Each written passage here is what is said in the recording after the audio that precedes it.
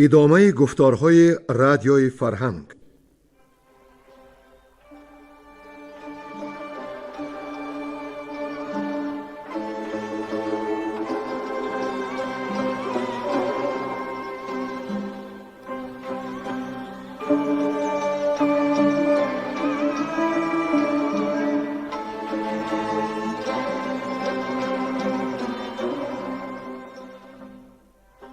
بسا رنج بردم در این سال سی، عجم زنده کردم بدین پارسی. بسا رنج بردم در این سال سی، عجم زنده کردم بدین پارسی.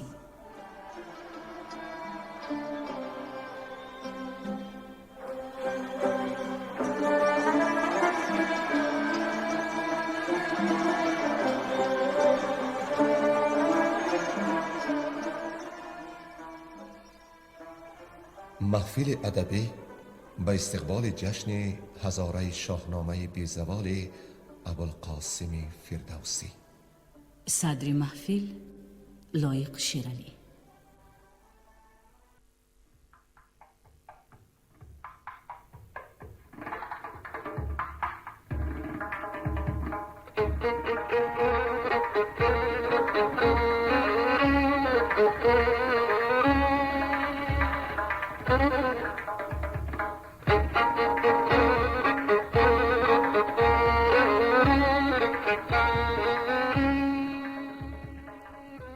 چنان که در گفتار پیشین عرض کرده بودیم، ما نیت داریم در آغاز هر گفتار در ستایش خداوند شاهنامه ابوالقاسم فردوسی بیتی، قطعه، فقره، شعری از هواداران و پرستندگان او نمونه ها بیاوریم.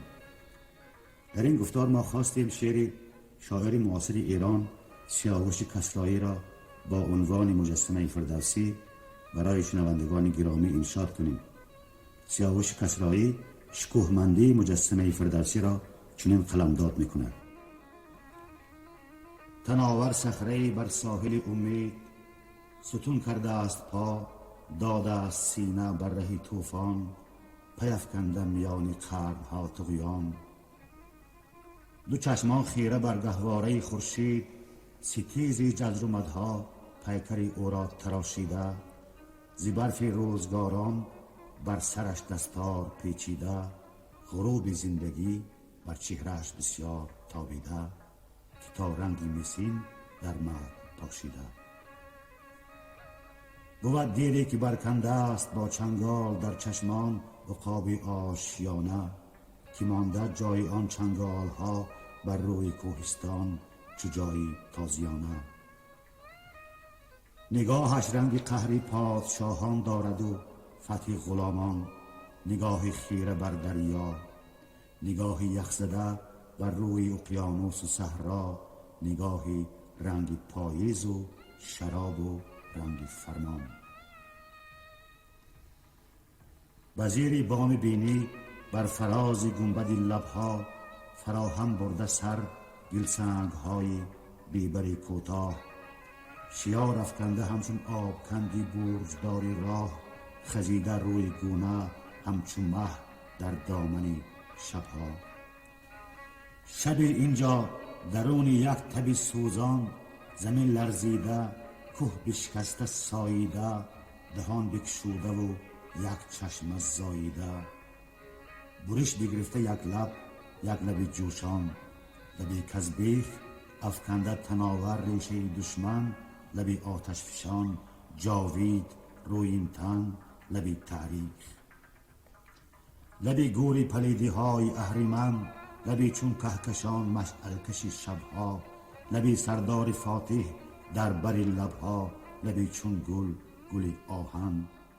خدای قهرمانی ها بر این لب خورده بس سوگند، تنی عریان زیبایی شده اینجا ستایشگر.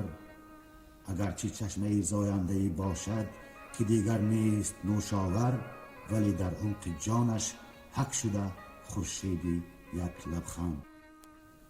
شنوندگان گرامی، در گفتار نخستینمان از سلسله داستان‌های شاهنامه ما برای شما از داستان جمشید تا قسمت خالیگری کردن ابلیس را قرائت کرده بودیم. حالا شروع میکنیم از این قسمت، یعنی قسمت خالیگری کردن ابلیس که آن را صحابه الدین صدیق برایتان میخوانند و بعد قسمت تباه شدن روزگار جمشید را نزدالله رحمت الله برای شما قرائت میکنند.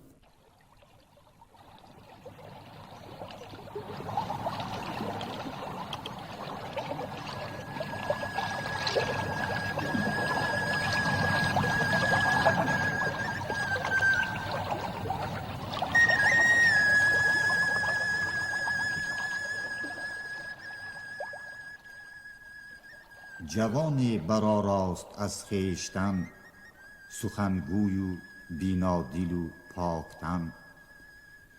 همیدون به ضحاک بنهاد روی، نبودش جز از آفرین گفتگوی. بدو گفت گر شاه را در خورم، یکی نامور پاک خالیگرم. چو بشنید ضحاک بنواختش، ز بهر خورش جایگه ساختش. کلید خورشخانه پادشاه، بدو داد دستوری فرمان روا. فراوان نبود آن زمان پرورش، که کمتر بود از کشتنی ها خورش. جز از رستنی ها نخوردند چیز، ز هرچ از زمین سر برآورد نیز. پس آهرمنی بدکنیش رای کرد، بدل کشتنی جانور جای کرد. ز هر گونه از مرغ و از چار پای، خورش کرده آورد یک یک بجای. به خونش بپرورد برسان شیر، بدان تا کند پادشاه را دلیر. سخن هرچی گوید فرمان کند، به فرمان او دل گروگان کند. خورش زرده توخم دادش نخوست، بدان داشتش چند گه تندرست. بخورد و برو آفرین کرد سخت، مزه یافت زان خوردنش نیک بخت. چنین گفت ابلیسی نیرنگ ساز، که جاوید زی شاهی گردن فراز. چو فردات از آن گونه سازم خوریش، کزو باشدت سر به سر پروریش. برفت و همه شب سگالیش گرفت، که فردا چی سازد ز خوردن شگیفت. دیگر روز چون گنبدی لاجورد، برآورد و بنمود یاقوتی زرد. خورش ها ز کبک و تذروی سفید، بسازید و آمد دلی پر امید. شهی تازیان چون به خوان دست برد، سری کم خرد مهر او را سپرد. سوم روز خوان را به مرغ و بره، بیاراستش گونه گون یکسره. به روزی چهارم چو بنهاد خوان، خورش ساخت از پشت گاوی جوان. بدو اندرون زعفران و گلاب، همان سال خورده می و مشک ناب. چو ضحاک دست اندر آورد خورد، شگفت آمدش زان هوشیوار مرد. بدو گفت بنگر که تا آرزوی، چی خواهی بخواه از من ای نیک خوی. خورشگر بدو گفت ای پادشاه، همیشه بیزی شاد و فرمان روا. مرا دل سراسر پر از مهری توست، همه توشه جانم از چهری توست. یکی حاجت هستم ز نزدیک شاه، وگرچه مرا نیست این پایگاه. که فرمان دهد شاه تا کتف اوی، ببوسم بمالم برو چشم و روی. چو ضحاک بشنید گفتار اوی، نهانی ندانست بازار اوی. بدو گفت دادم من این کام تو، بلندی بگیرد مگر نام تو. چو بوسید و شد در زمین ناپدید، کس اندر جهان این شگفتی ندید. دو ماری سیه از دو کتفش بروست، غمی گشت و از هر سوی چاره جست. سرانجام ببرید هر دو ز کیفت، سزد گر بمانی از این در شگفت. چو شاخی درخت آن دو ماری سیاه، برآمد دگر باره از کتف شاه. پزشکان فرزانه گرد آمدند، همه یک به یک داستان ها زدند. زهر گونه نیرنگ ها ساختند، مران درد را چاره نشناختند. بسانی پزشک پس ابلیس تفت، به فرزانگی نزد ضحاک رفت. بدو گفت کین بودنی کار بود، بیمان تا چی ماند نباید درود. خوری ساز و آرامشان ده بخورد، نشاید جز این چاره نیز کرد. و جز مغز مردم مدهشان خوریش، مگر خود بمیرند دست پروریش. نگر نرده و در این جستجو، چی جستو چی دیدن در این گفتگو. مگر تا یکی چاره سازد نهان، که پردخته ماند ز مردم جهان.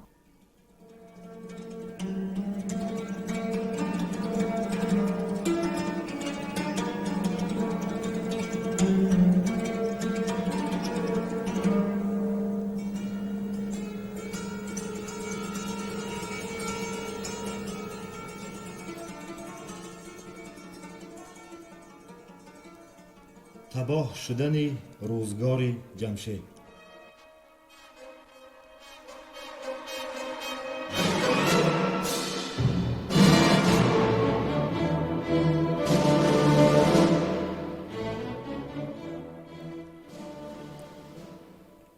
از آن پس برآمد از ایران خروش، پدید آمد از هر سوی جنگ و جوش.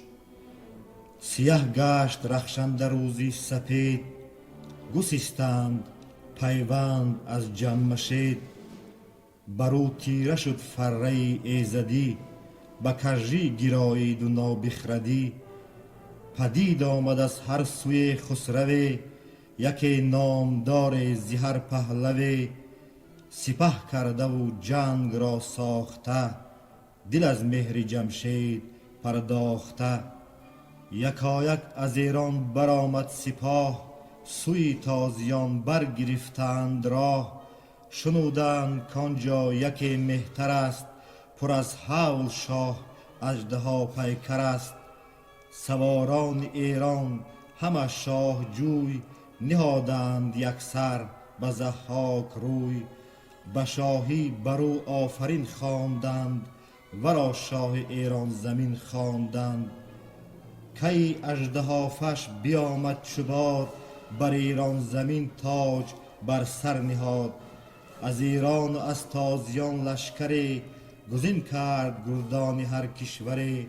سوی تخت جمشید بنهاد روی، چو انگشتری کرد گیتی بروی. چو جمشید را بخت شد کندرو، به تنگ آوریدش جهاندار نو. برفت و بدو داد تخت و کلاه، بزرگی و دیهیم و گنج و سپاه. نهان گشت و گیتی برو شد سیاه، سپرده به ضحاک تخت و کلاه. چو 100 سالش اندر جهان کس ندید، ز چشمی همه مردمان ناپدید. 100م سال روز به دریای چین، پدید آمد آن شاه ناپاک دین. چو ضحاکش آورد ناگه به چنگ، یکایک ندادش زمان درنگ. به اره مرو را بدو نیم کرد، جهان را از او پاک و بی بیم کرد. نهان بود چند از دمی اژدها، به فرجام هم زو نیامد رها. شد آن تخت شاهی و آن دستگاه، زمانه ربودش چو بیجاده کاه. از او بیش بر تخت شاهی کی بود، از آن رنج بردن چه آمد سود. گذشته بر او سالیان 700، پدید آوریدش بسی نیک و بد. چی باید همه زندگانی دراز، که گیتی نخواهد کشادند راز. همه پروراند به شهد و بنوش، جز آواز نرمت نیاید به گوش. یکایک چه گویی که گسترد مهر، کی خواهد نمودن به من مهر چهر. همه شاد باشی و شادی بدوی، همه راز دل برگشادی بدوی. یکی نغز بازی برون آورد، به دل تندر از درد خون آورد. دلم سیر شد زین سرای سپنج، خدایا مرا زود برهان ز رنج.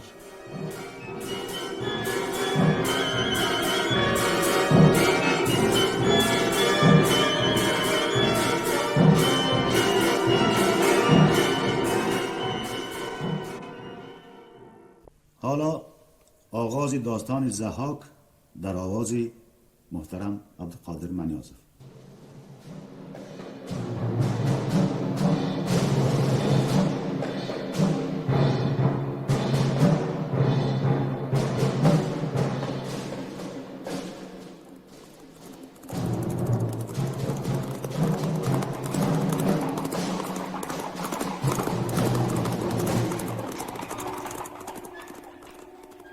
چو ضحاک بر تخت شد شهریار، برو سالیان انجمن شد هزار.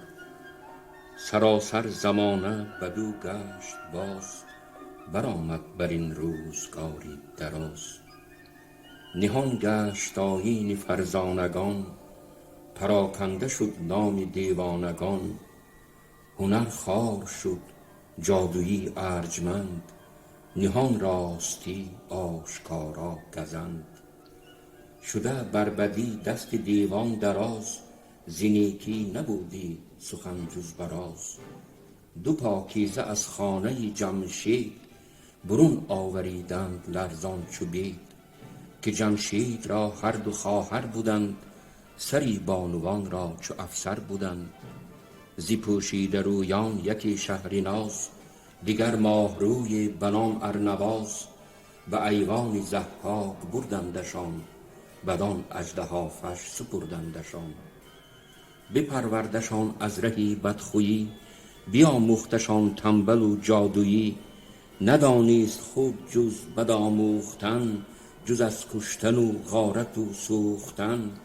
چنان بود که هر شب دو مردی جوان، چه کهتر چه از تخمه پهلوان. خورشگر ببردی به ایوان شاه، وزو ساختی راهی درمان شاه. بکشتی و مغزش برون آختی، مران اژدها را خورش ساختی. دو پاکیزه از کشوری پادشاه، دو مردی گرانمایه پارسا. یکی نامش ارمایلی پاک دین، دیگر نام کرمایلی پیشبین. چنان بود که بودند روزی به هم، سخن رفت هر گونه از بیش و کم. ز بیدادگر شاه و از لشکرش، وزان رسمهای بد اندر خورش. یکی گفت ما را به خوالیگری، بباید بری شاه رفت آوری. وزان پس یکی چاره ساختند، ز هر گونه اندیشه انداختند. مگر زین دو تن را که ریزند خون، یکی را توان آوریدن برون. برفتند و خوالیگری ساختند، خورشها به اندازه پرداختند. خورش خانه پادشاهی جوان، گرفتان دو بیدار خرم نهان. چو آمدش هنگام خون ریختن، به شیرین روان اندر آویختن. از آن روز بانان مردم کشان، گرفته دو مردی جوان را کشان. دمان پیش خوالیگران تاختند، ز بالا بروی اندر انداختند. پر از درد خوالیگران را جگر، پر از خون دو دیده پر از کینه سر. همی بنگرید این بدان آن بدین، ذکر دار بیداد شاهی زمین. از آن دو یکی را بپرداختند، جز این چاره نیز نشناختند. برون کرد مغزی سری گوسپند، برآمیخت با مغز آن ارجمند. یکی را به جان داد زنهار و گفت، نگر تا بیاری سر اندر نهفت. نگر تا نباشی به آباد شهر، تو را در جهان کوه و دشت است بر. به جای سرش زان سری بی بها، خورش ساختند از پی اژدها. از این گونه هر ماهیان سی جوان، از ایشان همی یافتندی روان. چو گرد آمدندی از ایشان دویست، بران سان که نشناختندی که کیست. خورشگر بر ایشان بزو چند و میش، بدادی و صحرا نهادیش پیش. کنون کرد از آن تخمه دارد نژاد، کز آباد ناید به دل برش یاد. بود خانه هاشان سراسر پلاس، ندارند در دل ز یزدان هراس. پس آیین ضحاکی واژونه خوی، چنان بود که چون می بودش آرزوی. ز مردان جنگی یکی خواستی، بگوشتی که با دیو برخاستی. کجا نامور دختری خوب روی و پرده درون پاک بی گفت و گوی. پرستنده کردیش بر پیش خویش، نه رسمی کیی بود نه آیین نه کیش.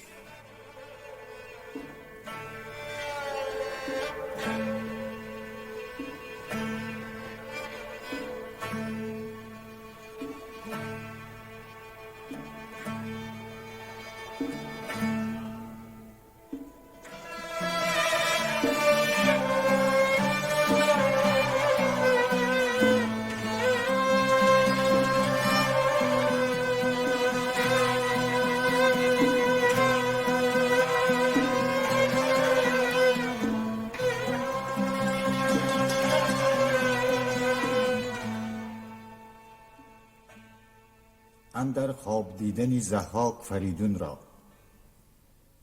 چو از روزگارش 40 سال ماند، نگر تا به سر برش یزدان چیراند. در ایوان شاهی شب دیریاز، به خواب اندرون بود با ارنواز. چنان دید کز شاخی شاهنشهان، 3 جنگی پدید آمدی ناگهان. 2 مهتر یکی کهتر اندر میان، و بالای سرو و چهری کیان. کمر بستن و رفتنی شاهوار، به جنگ اندرون گرزهی گاوسار. دمان پیشی ضحاک رفتی به جنگ، زدی بر سرش گرزهی گاورنگ. یکایک همان گردی کهتر به سال، زی سر تا به پایش کشیدی دوال. بدان زه 2 دستش ببستی چو سنگ، نهادی به گردن برش پالهنگ. بدین خواری و زاری و گرم و درد، پراکنده بر تارکش خاک و گرد. همی تاختی تا دماوند کوه، کشان و دوان از پس اندر گروه. بپیچید ضحاک بیدادگر، بدریدش از بیم گفتی جگر. یکی بانگ برزد به خواب اندرون، که لرزان شد آن خانه 100 ستون. بجستند خورشید رویان ز جای، از آن غلغلی نامور کدخدای. چنین گفت ضحاک را ارنواز، که شاها چی بودت بگویی براز. به آرام خفته تو در خانی خویش، چی دیدی بگویی چی آمد پیش. جهان سراسر به فرمانی توست، دد و دیو و مردم نگهبانی توست. زمین 7 کشور به شاهی تو راست، سری ماه تا پشت ماهی تو راست. چی بودی کز آن سان بجستی ز جای، به ما بازگوی جهان کدخدای. به خورشید رویان سپهدار گفت، که این خواب را باز باید نهفت. گر ایدون که این داستان بشنوید، شود دان دل از جان من ناامید. به شاهی گرانمایه گفت ارنواز، که بر ما بباید گشادند راز. توانیم کردن مگر چاره، که بیچاره نیست پتیاره. برآورد پس او نهان از نهفت، همه خواب یک یک بدیشان بگفت. چنین گفت با نامور خوب روی، که مگذار این را رهی چاره جوی. نگینی زمانه سری تختی توست، جهان روشن از نامور بختی توست. تو داری جهان زیری انگشتری، دد و مردم و مرغ و دیو و پری. ز هر کشوری گیر کن بخردان، ز اخترشناسان و از موبدان. سخن سر به سر موبدان را بگوی، پژوهش کن و رازها باز جوی. نگه کن که هوشی تو بر دستی کیست، ز مردم نژاد ارز دیو و پریست. چو دانستیش چاره کن آن زمان، به خیره مترس از بدی بدگمان. شهی بدمنیش را خوش آمد سخن، که آن سرو سیمین برافکند بون. جهان از شبی تیره چون پری زاغ، همانگه سر از کوه برزد چراغ. تو گفتی که بر گنبدی لاجورد، بگسترد خورشید یاقوتی زرد. سپهبد هر آنجا که بود موبده، سخندان و بیدار دل بخردید، زی کشور به نزدیکی خویش آورید. بگفت آن جگر خسته خوابی که دید، بخواند و به یک جایشان گیر کرد و زیشان همی جوست درمان درد. بگفتا مرا زود آگه کنید، روان را سوی روشنی ره کنید. نهانی سخن کردشان خواستار، ز نیک و بدی گردشی روزگار. که بر من زمانه کی آید به سر، کی را باشد این تاج و تخت و کمر. گر این راز بر ما بباید کشاد، وگر سر بخاری بباید نهاد. لبی موبدان خشک و رخساره تر، زبان پر ز گفتار با یکدیگر. که گر بودنی بازگوییم راست، شود جان به یک بار و جان بی بهاست. وگر نشنود بودنی ها درست، بباید همکنون ز جان دست شست. 3 روز اندر آن کار شد روزگار، سخن کس نیارست کرد آشکار. بر روزی 4 برآشوفت شاه، بر آن موبدانی نماینده راه. که گر زندتان دار باید بسود، وگر بودنی ها بباید نمود. همه موبدان سر فکنده نگون، بدو نیمه دل دیدگان پر ز خون. از آن نامدارانی بسیار هوش، یکی بود بینادل و راست کوش. خردمند و بیدار و زیرک بنام، از آن موبدان او زدی پیشگام. دلش تنگتر گشت و بیباک شد، گشاده زبان پیش ضحاک شد. بدو گفت پردخته کن سر ز باد، که جز مرگ را کس ز مادر نزاد. جهاندار پیش از تو بسیار بود، که تختی مهی را سزاوار بود. فراوان غم و شادمانی شمرد، چو روزی درازش سر آمد بمرد. اگر باره آهنینی به پای، سپهرت بساید نمانی به جای. کسی را بود زین سپس تختی تو، به خاک اندر آرد سری بختی تو. کجا نامی او آفریدون بود، زمین را سپهری همایون بود. هنوز آن سپهبد ز مادر نزاد، نیامد گهی ترسش و سرد باد.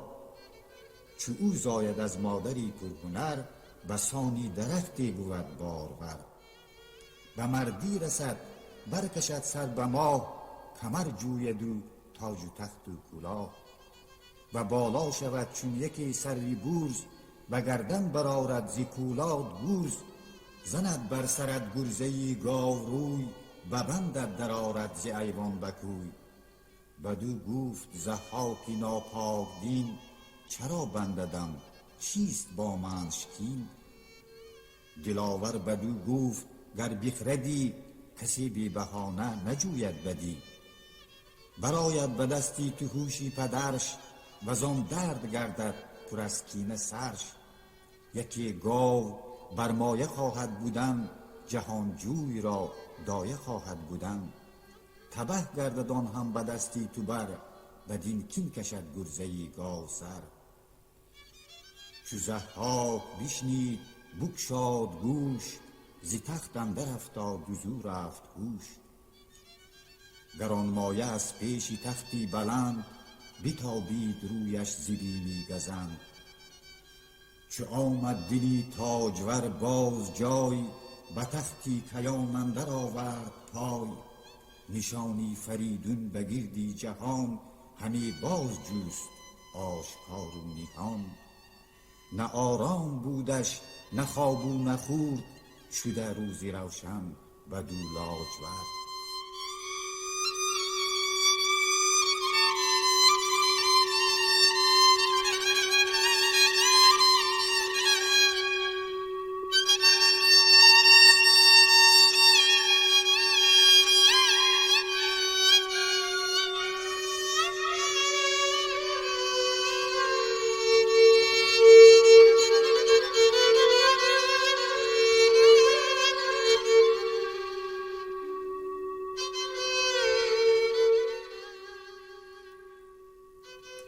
اندر زادن فریدون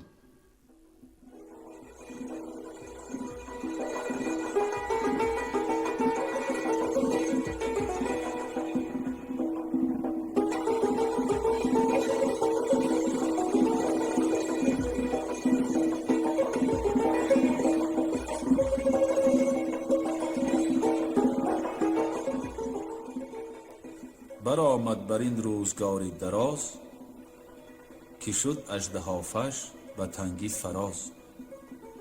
خجسته فریدون ز مادر بزاد، جهان را یکی دیگر آمد نهاد. ببالید بر سان سروی سهی، همی تافت زو فر شاهنشهی. جهانجوی با فر جمشید بود، به کردار تابنده خورشید بود. جهان را چو باران به بایستگی، روان را چو دانش به شایستگی. به سر بر همی گشت گردان سپیر، شده رام با آفریدون به مهر. همان گاو کش نام بر مایه بود، ز گاوان ورا برترین پایه بود. ز مادر جدا شد چو طاووسی نر، به هر موی بر تازه رنگی دیگر. شده انجمن بر سرش بخردان، ستاره شناسان و هم موبدان. که کس در جهان گاو چون آن ندید، نه از پیر سر کاردانان شنید. زمین کرد ضحاک پر گفتگوی، به گردی زمین در همین جستجوی. فریدون که بودش پدر آتبین، شده تنگ بر آتبین بر زمین. گریزان و از خویشتن گشته سیر، برآویخت ناگاه در دام شیر. از آن روز با نان ناپاک مرد، تنی چند روز بدو باز خورد. گرفتند و بردند و بسته چو یوز، برو بر سر آورد ضحاک روز. خردمند مامی فریدون چو دید، که بر جفت او بر چنان بد رسید. فرانک بودش نام و فرخنده بود، به مهر فریدون دل آگنده بود. روان گشت و دل خسته از روزگار، همی رفت گریان سوی مرغزار. کجا نامور گاو بر مایه بود، که رخشنده بر تنش پیرایه بود. به پیش نگهبان آن مرغزار، خروشید و بارید خون در کنار. بدو گفت این کودک شیرخوار، ز من روزگار بزینهار دار. پدروارش از مادر اندر پذیر، وزین گاوی نغزش بپرور به شیر. اگر باره خواهی روانم تو راست، گروگان کنم جان بدان کت هواست. پرستنده بیشه و گاوی نغز، چنین داد پاسخ بدان پاک مغز. که چون بنده در پیش فرزند تو، بباشم پذیرنده پند تو. فرانک بدو داد فرزند را، بگفتش بدو گفتنی پند را. 3 سالش پدروار از آن گاو شیر، همی داد هوشیار زینهارگیر. نشد سیر ضحاک از آن جستجوی، شد از گاوی گیتی پر از گفتگوی. دوان مادر آمد سوی مرغزار، چنین گفت با مرد زینهار دار. که اندیشه در دلم ایزیدی، فراز آمد است از ره بخردی. همی کرد باید کزان چاره نیست، که فرزند و شیرین روانم یکیست. ببرم پی از خاک جادوستان، شوم با پسر سوی هندوستان. شوم ناپدید از میان گروه، مرین را برم تا به البرز کوه. بیاورد فرزند را چون نوند، با غورانجیان سوی کوهی بلند. یکی مرد دینی بدان کوه بود، که از کار گیتی به اندوه بود. فرانک بدو گفت ای پاک دین، منم سوگوار ز ایران زمین. بدان کین گرانمایه فرزند من، همی بود خواهد سری انجمن. ببورد سر و تاج ضحاک را، سپارد کمربند او خاک را. تو را بود باید نگهبانی اوی، پدروار لرزنده بر جان اوی. پذیرفت فرزند او نیک مرد، نیاورد هرگز بدو باد سرد. خبر شد به ضحاک بدروزگار، از آن بیشه و گاو و آن مرغزار. بیامد پر از کینه چون پیلی مست، بر آن گاوی بر مایه را کرد پست. همه هرچی دیدند در او 4 پای، بیافکند و زیشان بپرداخت جای. سبک سوی خان فریدون شتافت، فراوان پیژوهید و کس را نیافت. به ایوان او آتش اندر فکند، ز پای اندر آورد کاخی بلند.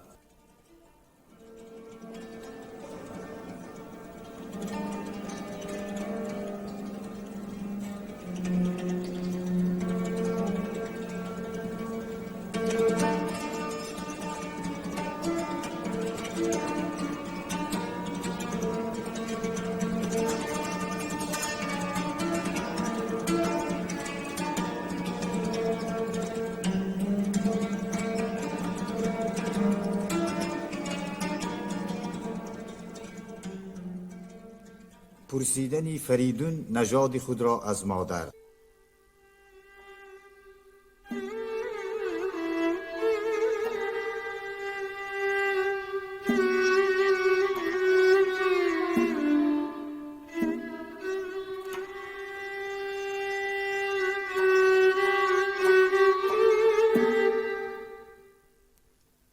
چو بگذشت بر آفریدون 28، ز البرز کوه اندر آمد به دشت.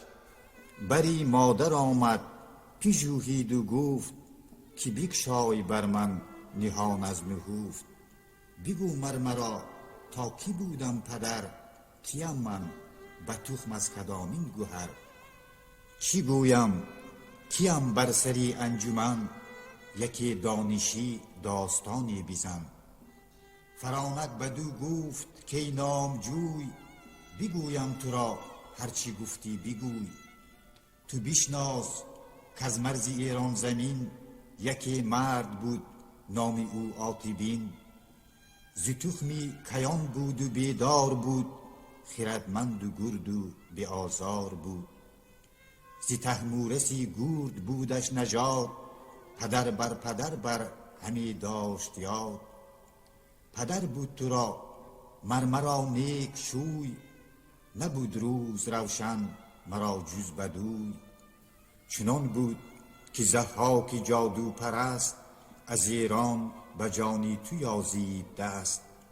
از او من نهانت همی داشتم، چی مایه به بد روز بگذاشتم.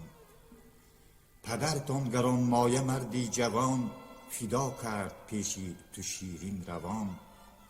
ابر کتف ضحاک جادو دومار، بیرست و برآورد از ایران دیمار.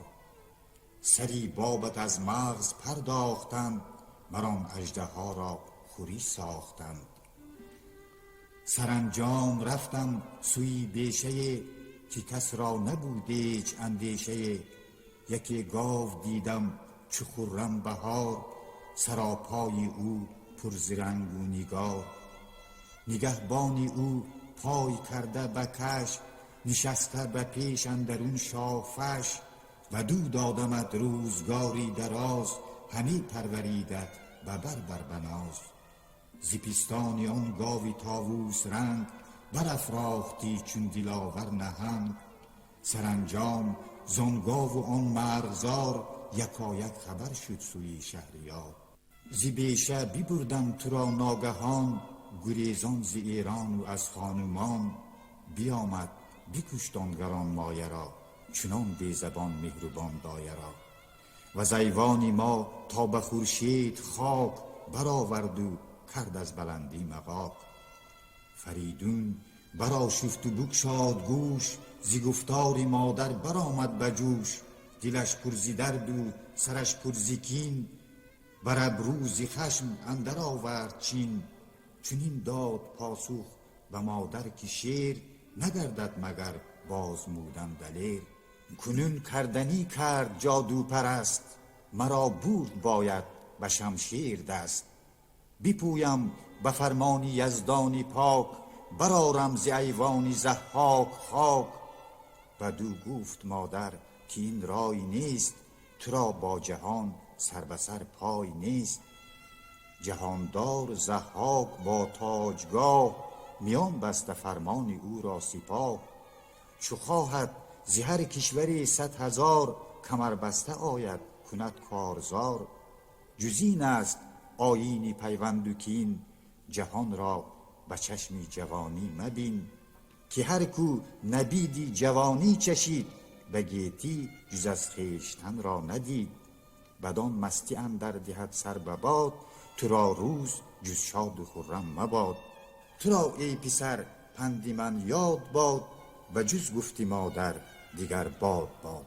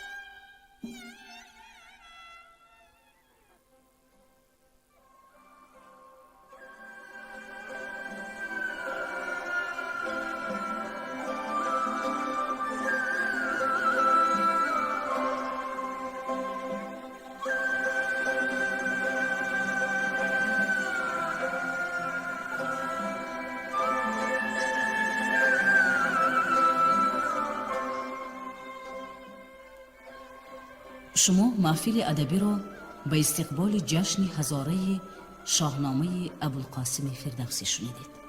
انجام گفتار ادبی